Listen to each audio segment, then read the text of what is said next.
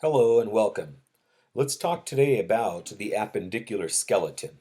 Um, when we go through and we talk appendicular skeleton, here we're going to go through and we're going to check out bones of the limbs and their respective girdles.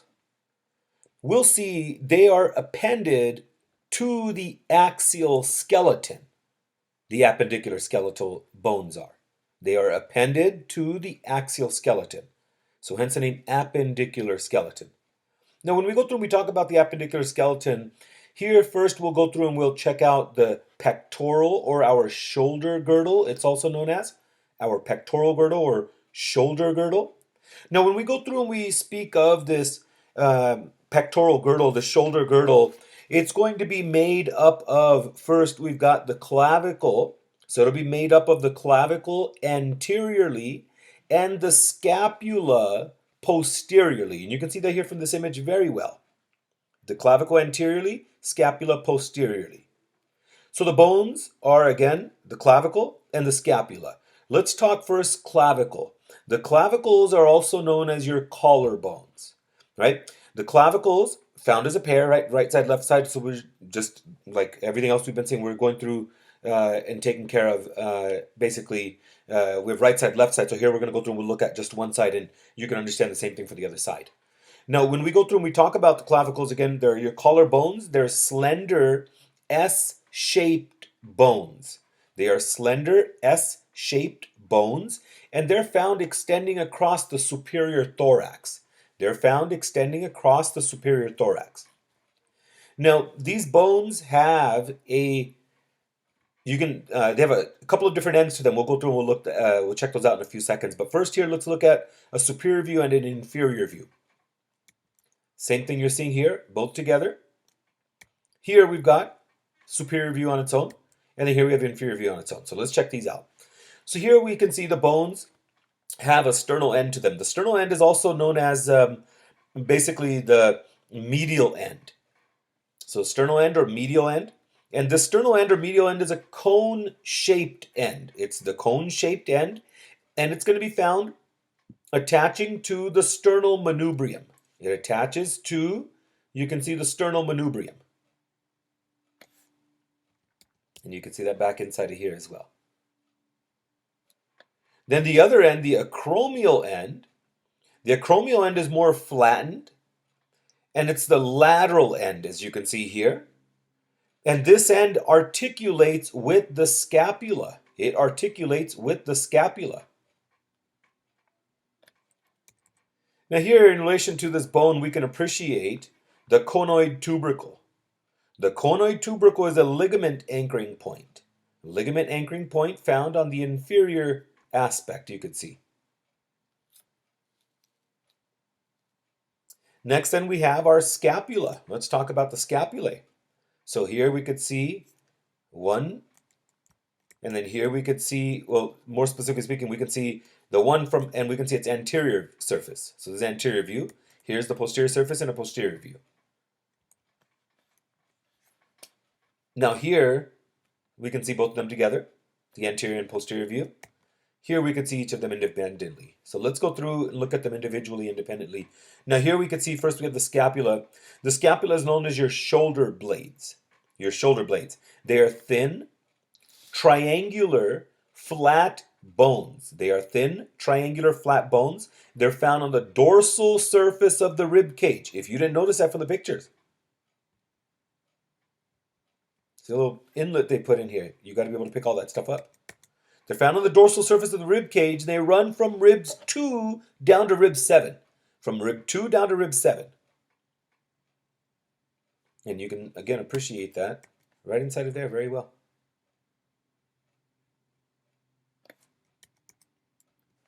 Now, when we talk about the scapula are going to have a superior border to them. The superior border is the shortest and sharpest border. You can appreciate that right up inside of here very nicely. Next, then we have the medial border. The medial border, also known as the vertebral border, right? Because it's going to be found running parallel to the vertebral column. Same thing here from the posterior view. Superior border, and we've got the medial border. Next, then we have the lateral border. Lateral border is thick and it's laterally located, as we can see. Excuse me. It's also known as the axillary border. Also known as the axillary border. Axillary border because we'll see it's going to end superiorly in the armpit. Also known as the axillary border. They say it abuts the armpit and it ends superiorly. It ends superiorly. This border is going to end superiorly in that armpit, and it ends as this glenoid cavity. It ends as a small, shallow fossa. It ends as a small, shallow fossa. That's called the glenoid cavity. Here we can see that, and then here we can see that. To get a better view, you can see that here. So the glenoid cavity we can see here is a small, shallow fossa, as we described, and it articulates with the humerus of the arm. It articulates with the humerus of the arm, forming the shoulder joint. Forming the shoulder joint. And you can see that there very nicely. Then we have the superior angle. When we talk about the superior angle is going to be found now where the superior scapular border meets the medial scapular border. So right there, superior angle. Lateral angle. The lateral angle is going to be found located where basically the glenoid cavity is at. And then inferior angle, where the lateral and medial borders meet inferiorly. And this angle, the inferior angle, it moves. It moves as the arm is raised or lowered. It moves as the arm is raised or lowered. And then moving to the posterior surface, you can appreciate the spine. Now the spine is found on the posterior surface, as I've described, and it's felt through the skin. It is felt through the skin, and you can see here it ends laterally. It ends laterally as this acromion. So let's talk about the acromion. The acromion is this enlarged lateral ending of the spine. It's roughened in appearance. It is a triangular projection. And as we said before, it articulates with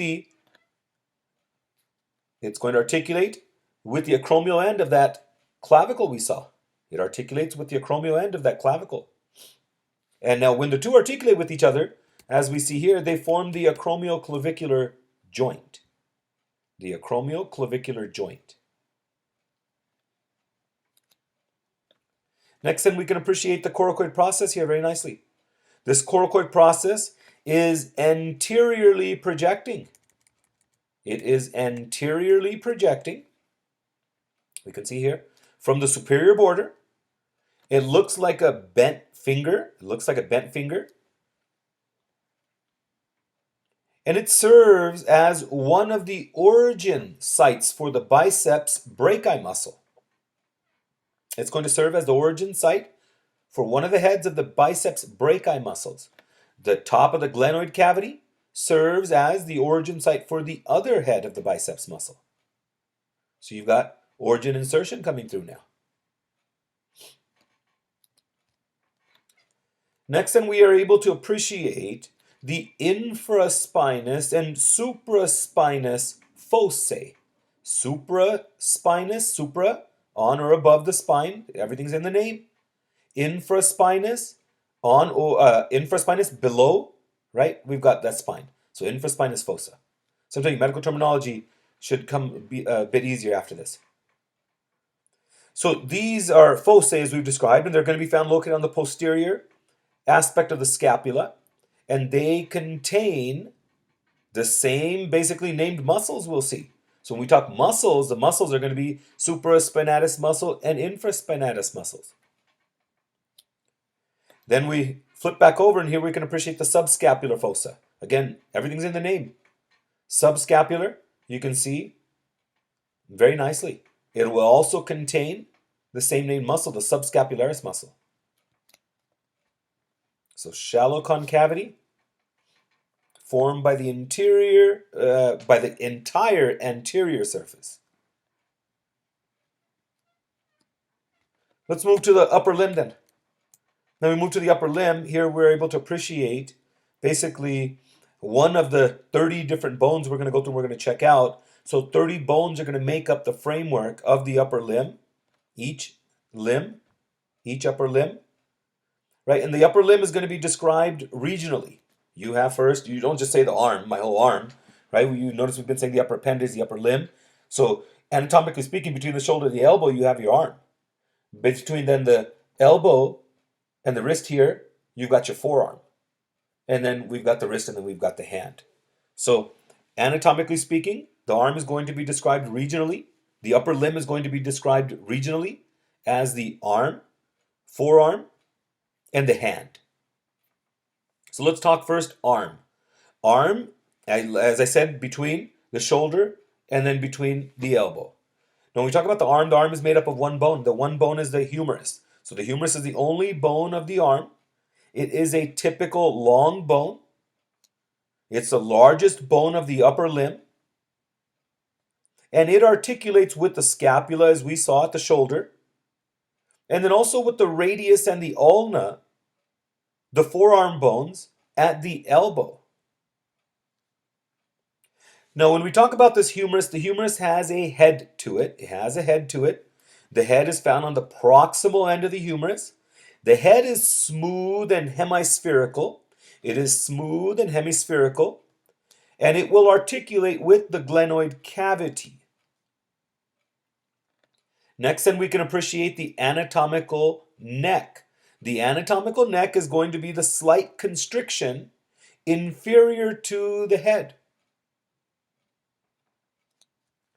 Then here we can appreciate the greater and the lesser tubercles. The greater and the lesser tubercles are going to be found just inferior to the neck. Now, laterally placed is the greater tubercle, and more medially placed is the lesser tubercle. They will both serve as, we'll see, muscle insertion sites, as muscle attachment sites. Between the two, then we can appreciate the intertubercular sulcus. The intertubercular sulcus, or it's also known as the bicipital groove.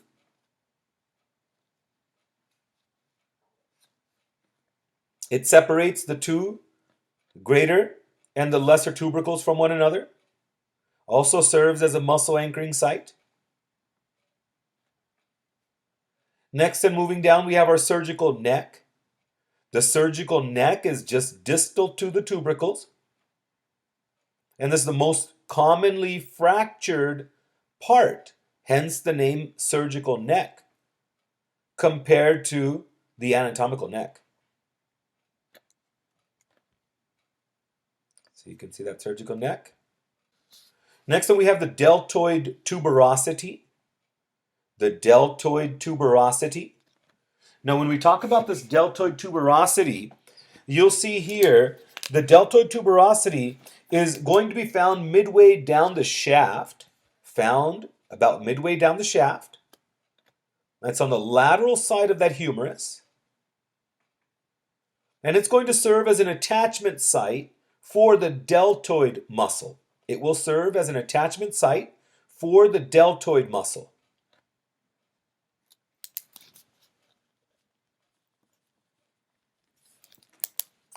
Next, then we have our trochlea and we have our capitulum.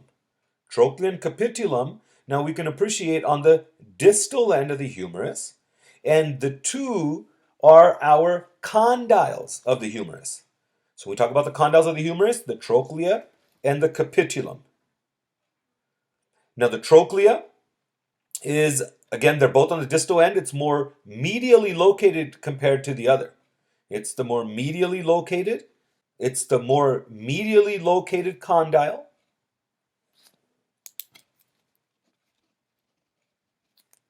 It's the more medially located condyle, the trochlea. The capitulum is the more laterally located condyle. Now, here when we talk about the trochlea you can appreciate its structure. It's more pulley-like. It's more pulley-like. When we compare that to the capitulum, which is more ball-like,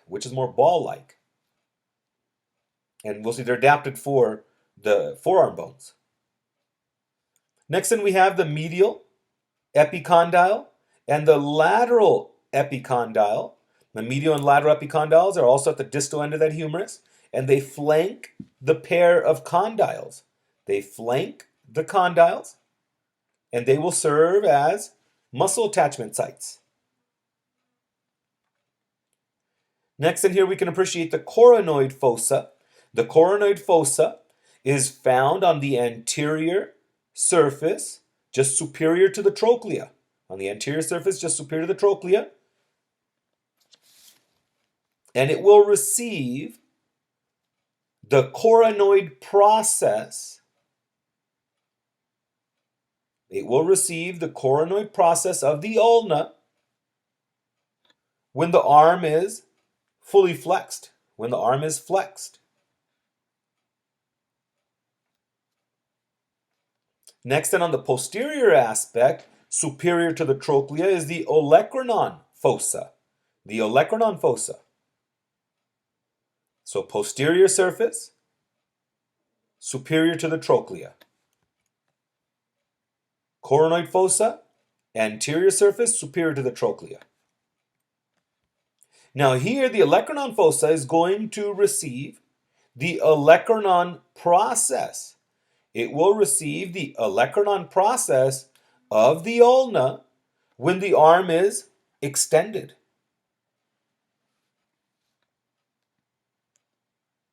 When the upper limb is extended. When the upper limb is extended.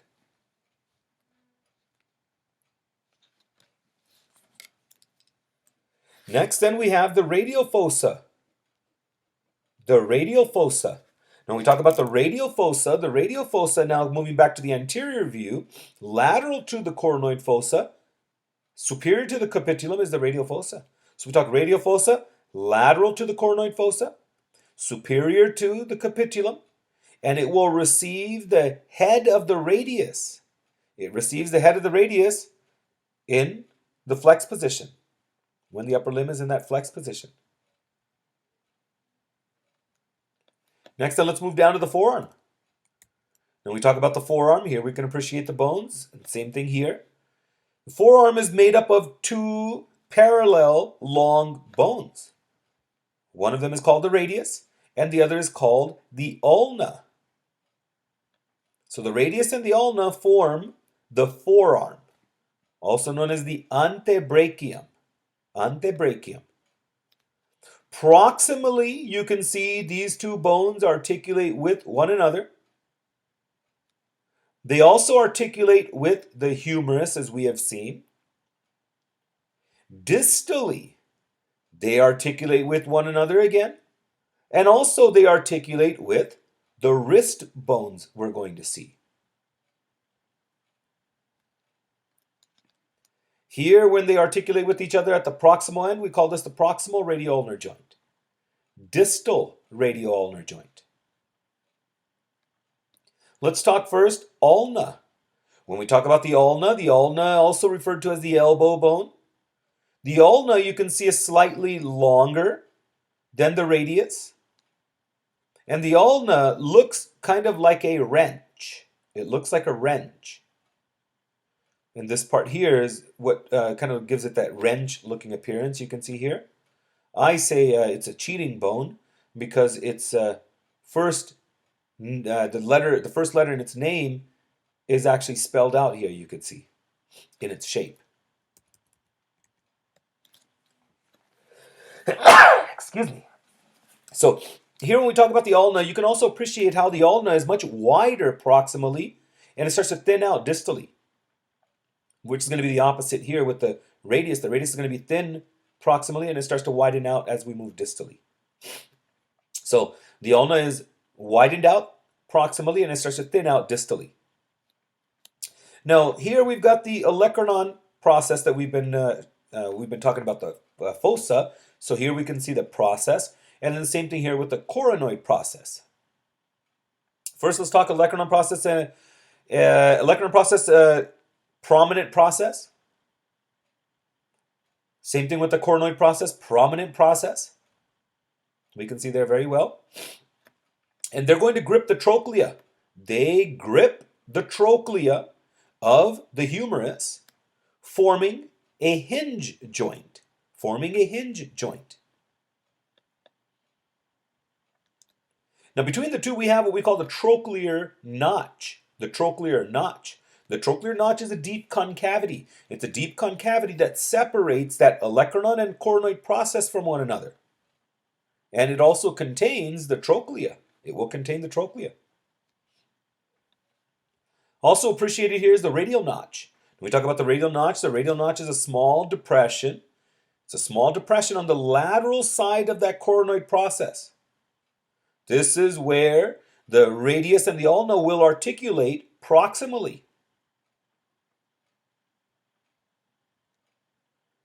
Next then is the head. The head of the ulna is appreciated on the distal end. So the head is on the distal end, and the head is knob-like. It's knob-like. Kind of appreciate that here.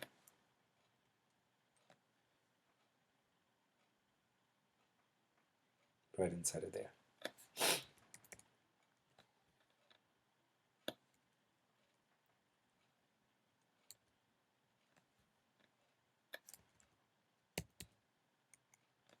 Right inside of here. Better appreciated.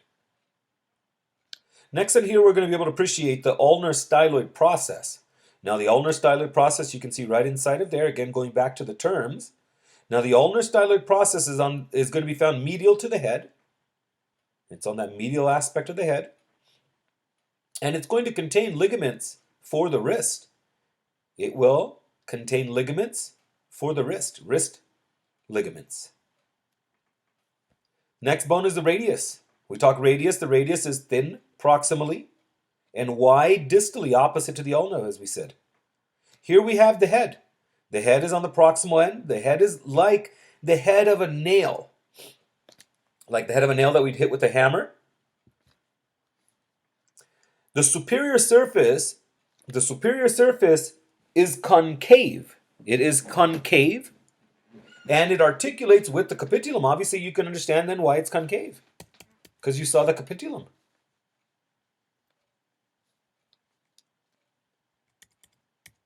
Medially,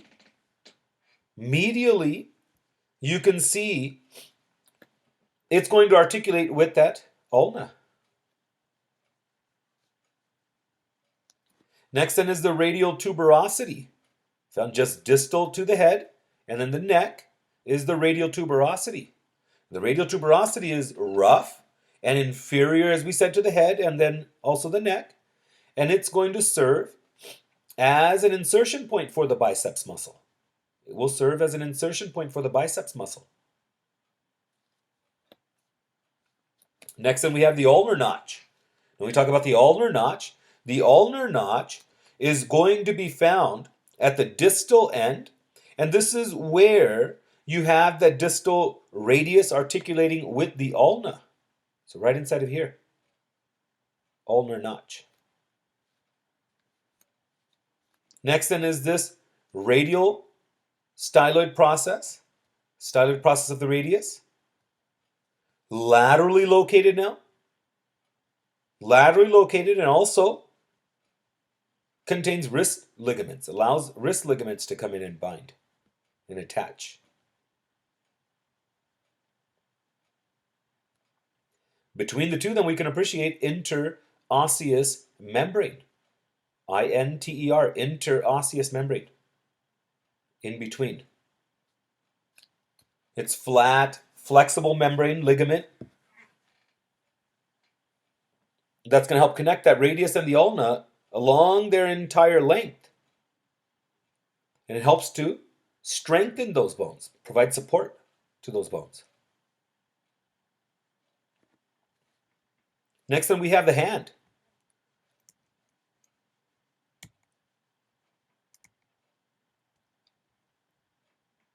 We talk about the hand. The hand includes the bones of the carpus, which is your wrist, metacarpus, your palm, and then also your phalanges, your finger bones.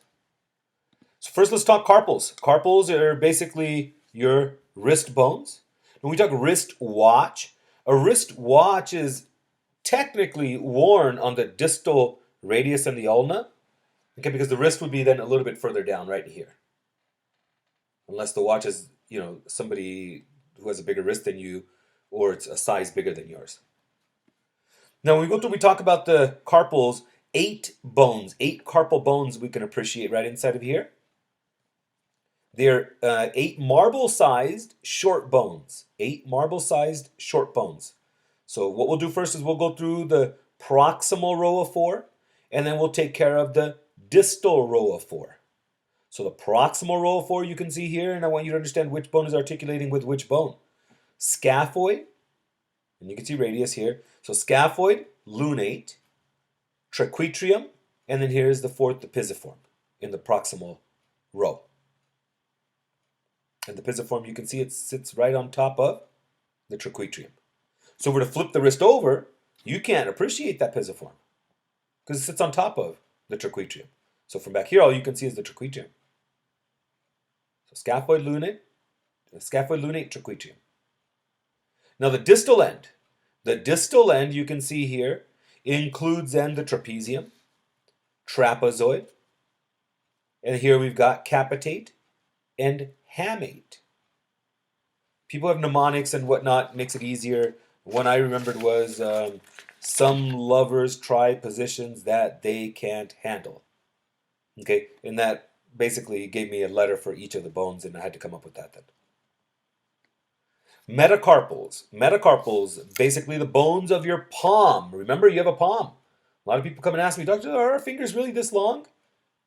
I'm like, no, you have a palm in between your wrist and your fingers. So metacarpals, palm is what they're making up. 5 metacarpals, they radiate from the wrist like spokes do on rims. Now these are 5 small, long bones. 5 small, long bones.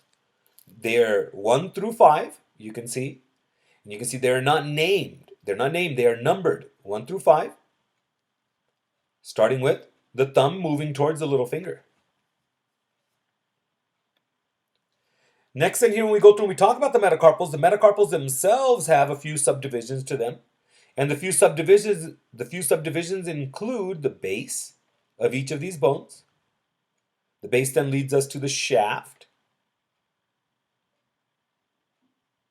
which will take us then to the head of each bone. And then some sesamoid bones you can appreciate there. Next then are the phalanges. Your fingers, digits, whatever you want to call them, of the upper limbs. Again, 1 through 5. 1, 2, 3, 4, 5. They are named. They are not named. They are numbered.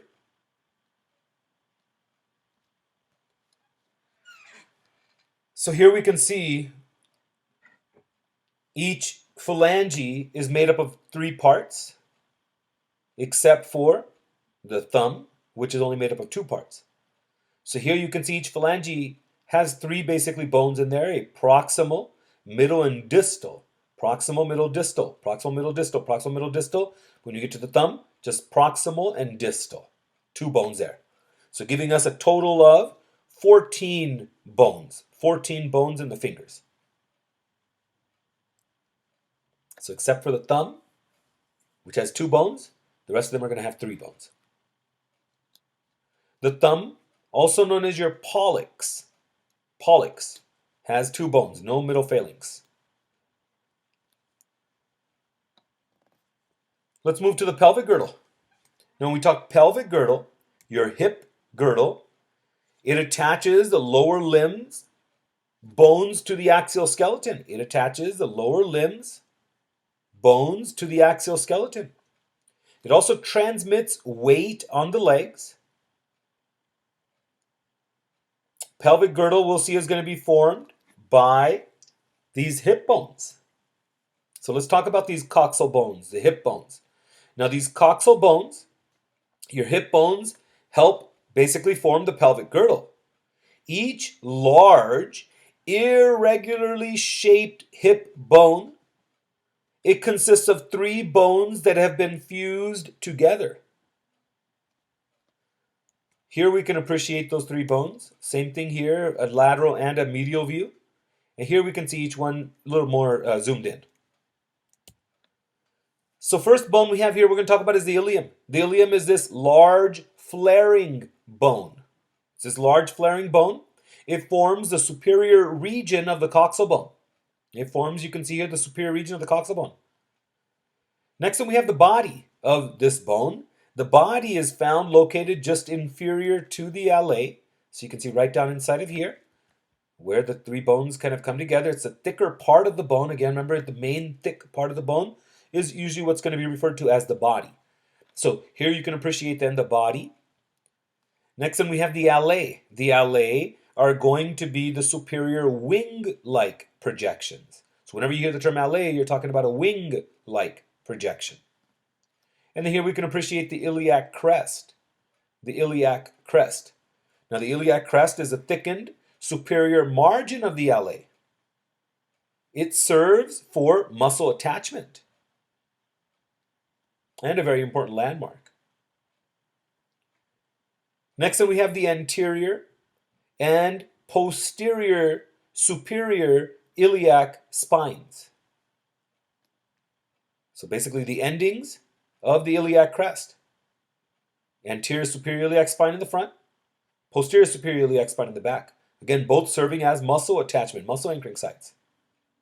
And then inferior to each of them, you can appreciate then the anterior inferior iliac spine and the posterior inferior iliac spine.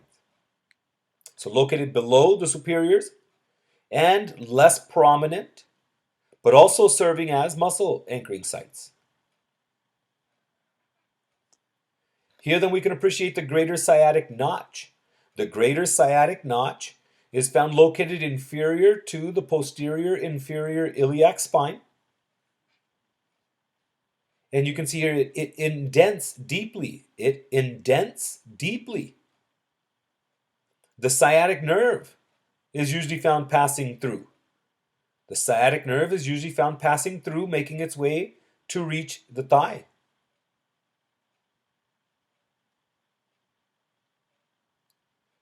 Then here we can see the gluteal surface. The gluteal surface is a very broad surface found on the posterior lateral aspect.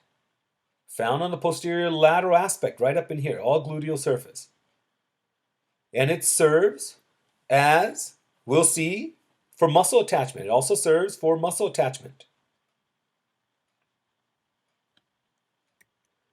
Jumping to the inside, the medial view, we can appreciate the iliac fossa.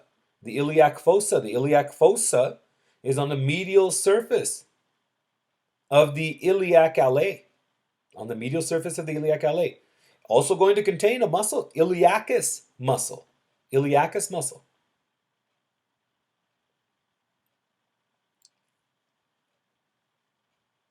Next one we have the auricular surface we mentioned before. Here's the auricular surface. The auricular surface is located on the posterior aspect. It's roughened in appearance. And we talked about it in relation to the sacrum.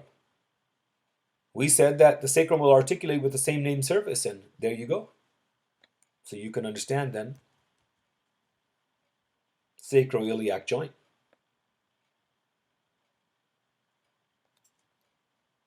Next then is the ischium. When we talk ischium, the ischium forms the posterior inferior part of the hip bone. The posterior and inferior parts of the hip bone. It has a body to it as well, the nice thick part of it. It has a body. And then it has a ramus, arm-like bar. It has a ramus. The ramus, we can see the ischial ramus. It's thinner than the body and it joins the pubis. Then here we have the ischial spine. The ischial spine is going to serve as an attachment point. It serves as an attachment point for the sacrospinous ligament. And then just inferior to that is the lesser sciatic notch. The lesser sciatic notch is found inferior to the spine. And it's going to allow nerves and blood vessels to pass through. And it allows nerves and blood vessels to pass through.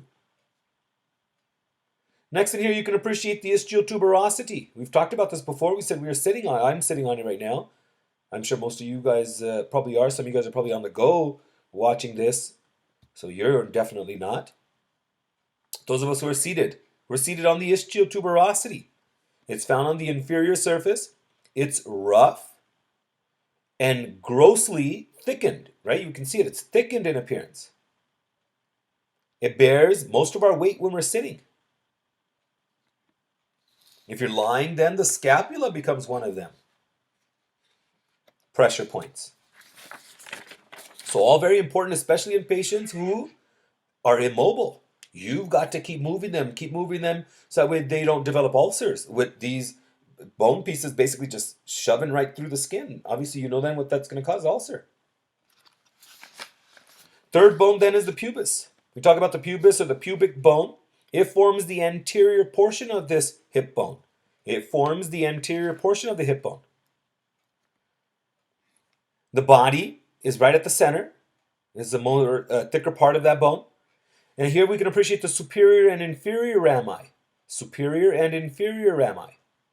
Connecting to, you can see, that ischium and also to the body then, making their way up. Then the pubic crest. In order to appreciate the pubic crest, we'll move out to here. Here you can appreciate that pubic crest right in here. It's a thickened region on the anterior border. A thickened region on the anterior border. Next then is the pubic symphysis and the pubic arch.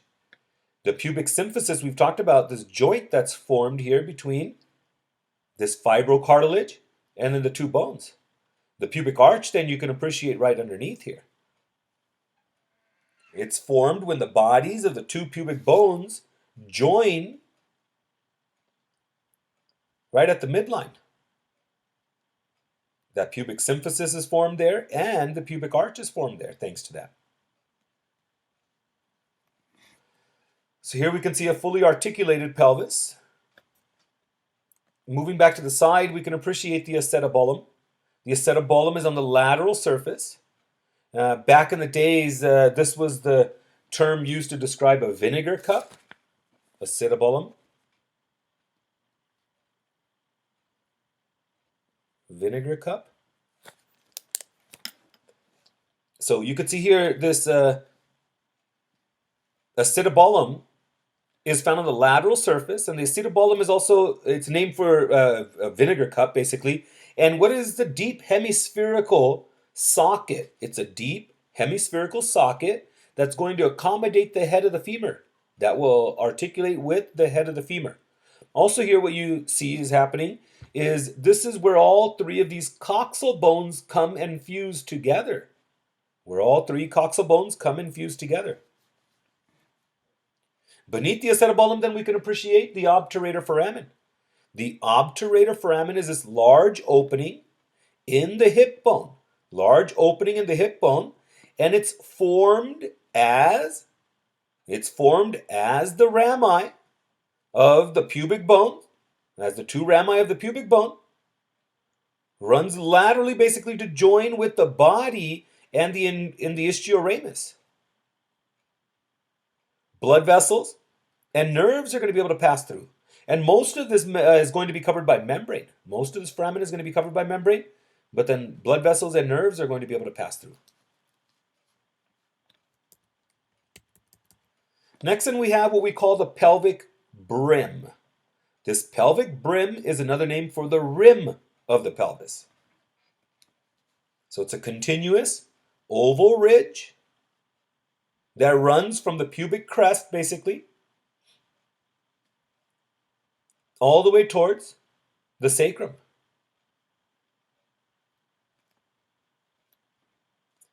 And the pelvic brim marks the inlet. So when you move into the pelvis from the brim, we are then basically making our way into the pelvis through the pelvic inlet. Through the pelvic inlet. So this is the inlet, you see, the way into the pelvis. Now this pelvis, we can see down in here. Okay, but I'd like you to know also this area right up in here. is known as a pelvis as well, but this is the false pelvis. So the actual or the true pelvis is the section that's down inside of here, all deep inside of here. So when we talk false pelvis, I want you to know the false pelvis is superior to the pelvic brim. So it's found as the region or the portion superior to the pelvic brim. So that pelvic brim is the border.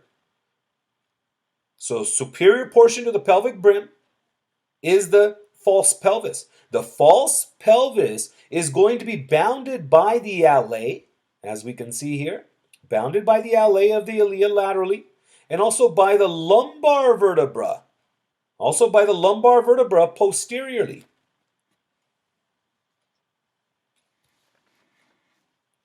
The false pelvis is really a part of the abdomen. So when we talk true pelvis, let's start from the pelvic brim and let's move down. So from the pelvic brim down is the true pelvis. The true pelvis is entirely, you can see here, it's entirely surrounded by bone. It will contain the pelvic organs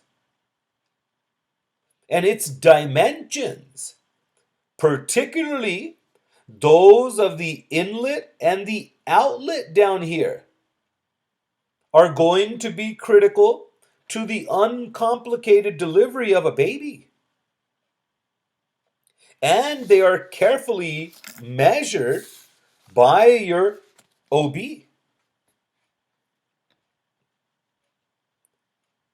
Next then is the pelvic outlet. The pelvic outlet is at the inferior margin of the true pelvis. It's bounded anteriorly by the pubic arch and laterally by the ischia, and then posteriorly by the sacrum and the coccyx. So the pelvic outlet. Now when we talk about the male and female pelvis, you'll see there might be a lot of structures that look the same. However, there's a lot of differences here. Now you're required to know the differences between the male and the female pelvis. First thing here you can notice is from this anterior view is the angle, that pubic arch. Look at the pubic arch angle in the male versus the female. Much wider in the female compared to the male. Also look at the male pelvis is more robust, narrower, deeper, and we have a smaller pelvic inlet and outlet compared to the females, whose pelvis is adapted to childbirth, adapted to give childbirth. It's much wider, as we can see there, shallower, and you have a larger pelvic inlet and outlet. This is from just the anterior view. Now, look at here, for looking from the lateral view. Looking from the lateral view, then we can appreciate other differences. Now, these other differences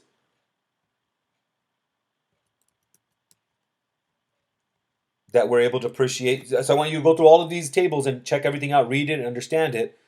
Okay, you're going to be able to see here in just the bones. Look at that sciatic notch, the greater sciatic notch in the female compared to the male.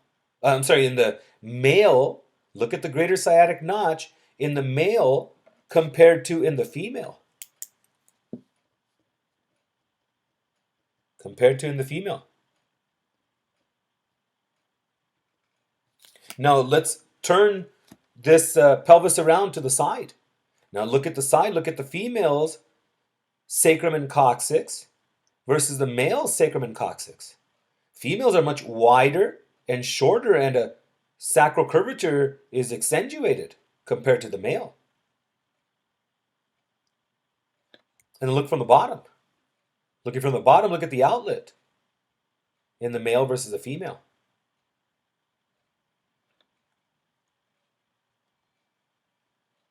So go through and get the differences down there as well between the male and the female pelvis. Next, then let's talk lower limb. When we talk lower limb, the lower limb's job or its task is to carry the entire weight of the erect body. Just like we saw with the upper limb, the lower limb is also going to get divided up regionally into 3 different parts. Three segments. We'll have first the thigh, which is the area from the hip to the knee. And then we have the leg, which is going to be from the knee down to the ankle. And then we have the foot. So let's talk first the thigh. When we talk about the thigh is the area from the hip to the knee as we described, and it's made up by one bone, the femur bone. Femur bone is one single bone. It's the largest, longest, and strongest bone in the body. It will articulate with the coxal bone on the proximal end. And then at the distal end, we'll see it articulate with the patella and then the tibia. Here on the proximal end, we can appreciate the head. On the head, you have what we call, well, first let's describe the head. The head is a ball-like structure. It's ball-like, and it has a round central pit, which is called the fovea capitis. This fovea capitis is a pit. It's a pit of the head, and it's going to give rise to a short ligament. It gives rise to a short ligament of the head of the femur that runs from this pit. It runs from this pit to the acetabulum, to the lower part of the acetabulum where it's going to help to secure this femur. Then the slight constriction, the neck, slight constriction, just inferior to the head you can see, or you can even say moving lateral from the head. Next, then we're able to appreciate the greater and the lesser trochanters.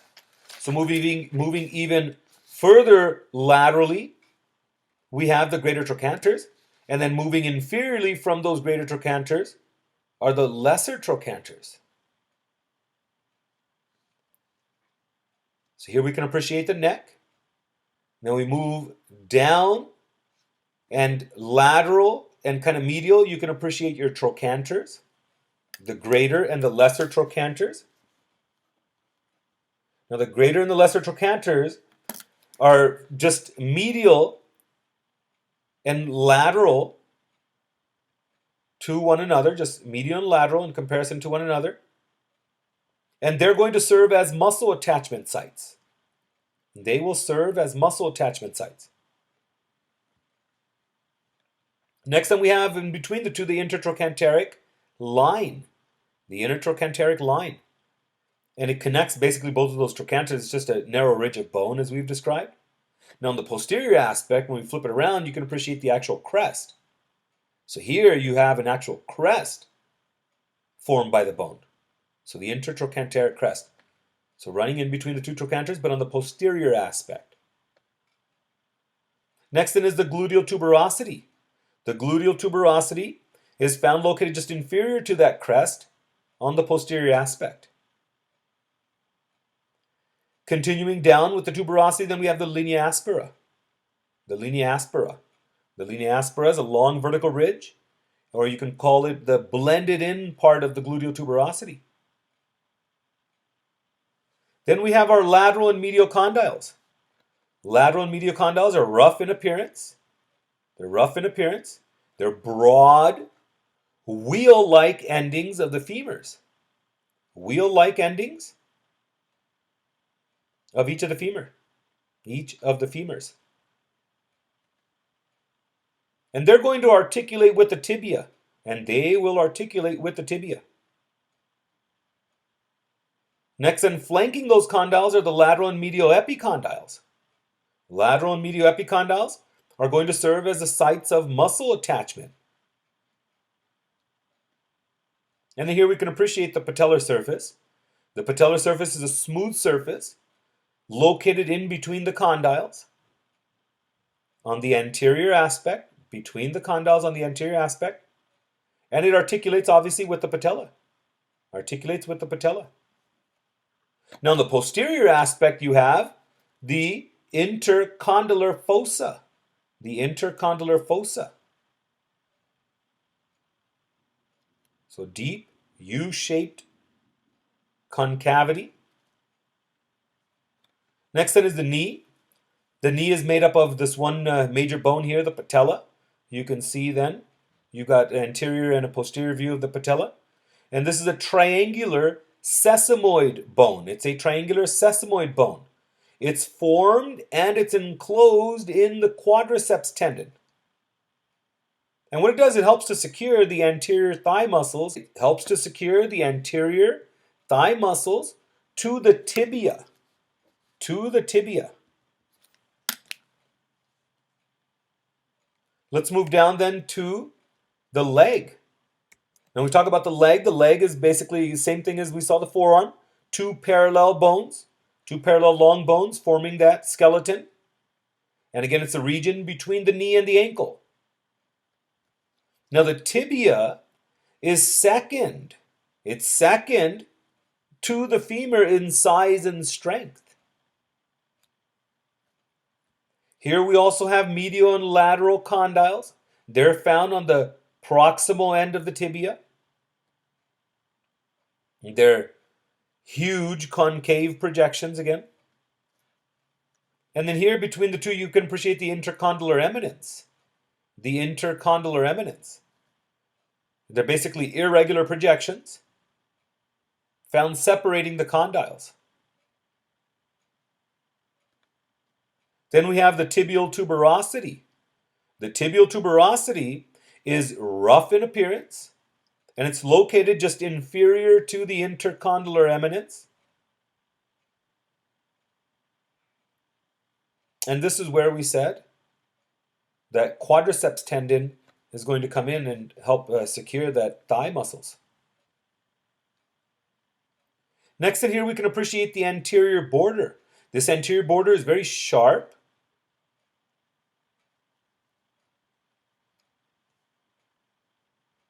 It's very sharp and it's not covered, you'll see, by muscle. So if you hit that area there, it hurts like crazy. And then here we can appreciate the medial malleolus. The medial malleolus is distally located, and it's the medial bulge. It's the medial bulge of the ankle. And then we have the articular surface right down here. The articular surface. The articular surface is basically where you have two of the bones coming together. So here the articular surface, you can see, is going to articulate with the bones of the ankle. With the bones of the ankle. Next then we have the fibula. Fibula is a stick-like bone, and it articulates with, you can see, the lateral aspect of the tibia proximally and distally.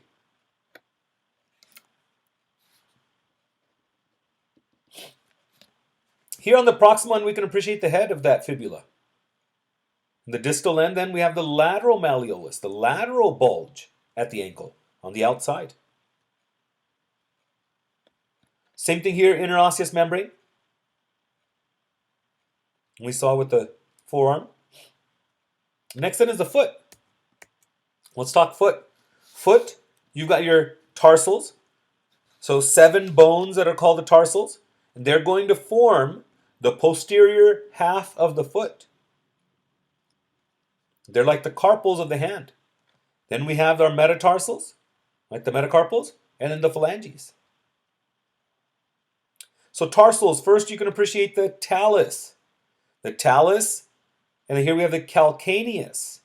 They are both the weight carriers. They're both the weight carriers. The talus will articulate, we can see, with the tibia, and it also articulates with the fibula, the calcaneus, and the navicular.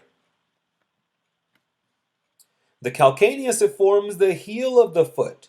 Forms the heel of the foot, and it serves as the attachment site for the Achilles tendon.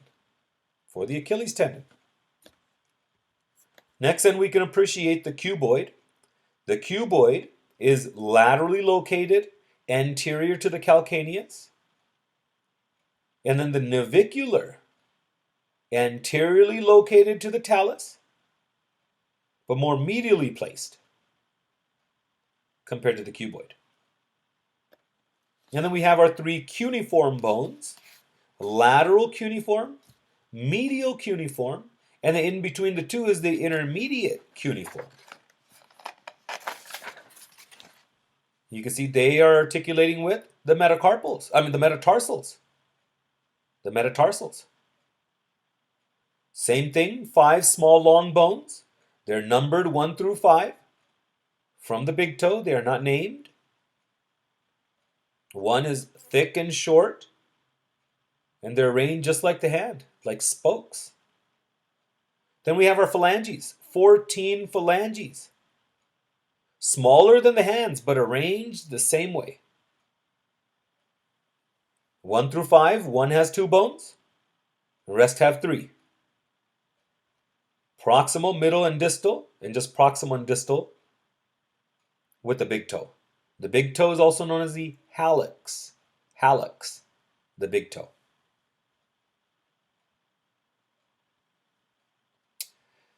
Now, developmental aspects here with old age, the intervertebral discs, I want you to know, are going to become thin and less hydrated and less elastic. And then obviously, we'll see here the risk of disc herniation is going to go up. Loss of stature, okay, by several centimeters is common by the age of 55. Costal cartilages will ossify, causing the thorax to become more rigid. And also, all bones lose mass. So, and then females are affected, well, we're all affected by osteoporosis, but females more, because then they're not going into this decade of life with a nice thick bone density. And so when they start to lose, they already have very little thin amounts, and then they start to lose. That's why then osteoporosis is basically kicking in.